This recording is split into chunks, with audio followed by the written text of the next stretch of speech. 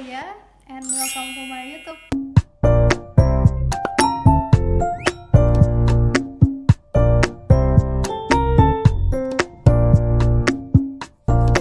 Kita semua pasti pernah mengalami kesulitan dalam belajar, entah rumus yang ngejelimet atau teori-teori yang banyak, terlalu banyak poin yang harus dihafal. Dan itu bikin kita jadi kebingungan sebenarnya kita mau belajarnya itu gimana. Apalagi di masa pandemi kayak gini, kadang pengen nanya, tapi sinyal internetnya malah susah. Jadi, untuk mengatasi hal yang aku sebutkan tadi, aku mau ngenalin metode belajar ala Richard Feynman. Kalau belajar pakai teknik ini bisa lebih cepat ngerti loh. Bahkan ini juga bisa dilakukan sendiri atau kalian bisa ngelakuin ini berdua dengan orang yang ada di rumah.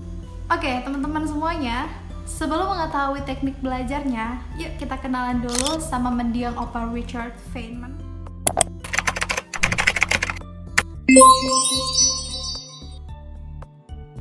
Beliau adalah peraih Nobel tahun 1965 berkat kontribusinya dalam menyederhanakan teori elektrodinamika kuantum menjadi sebuah diagram.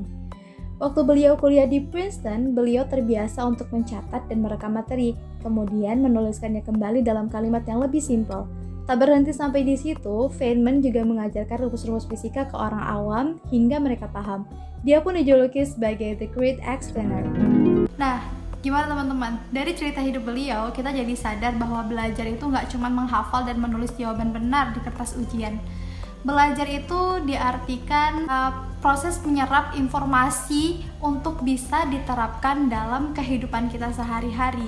Jadi nggak yang cuman SKS ya, sistem kebut semalam, terus kita lupa deh teori-teori yang udah kita pelajari atau yang udah kita hafal.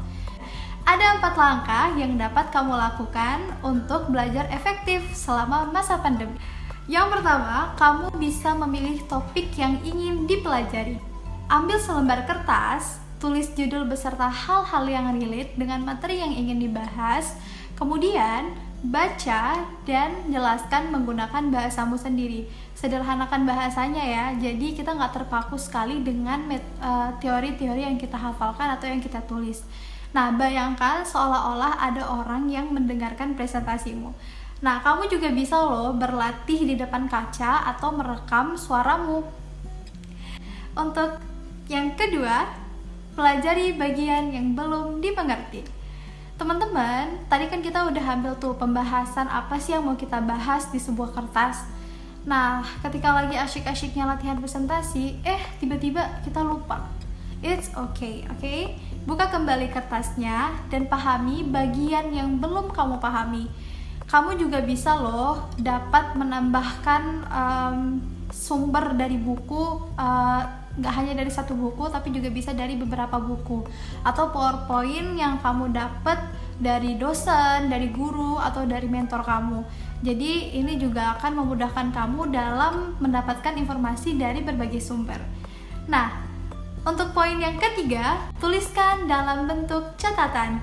Setelah topik berhasil dikuasai, saatnya mengorganisir catatan kamu. Gunakan bahasamu sendiri, atau kamu juga bisa nih gunakan gambar, diagram, atau dibuat mind map sesuka hatimu. Kamu juga bisa kok nambahin warna-warni, apalagi kan sekarang tuh lagi keren-keren banget ya bikin notebook estetik gitu.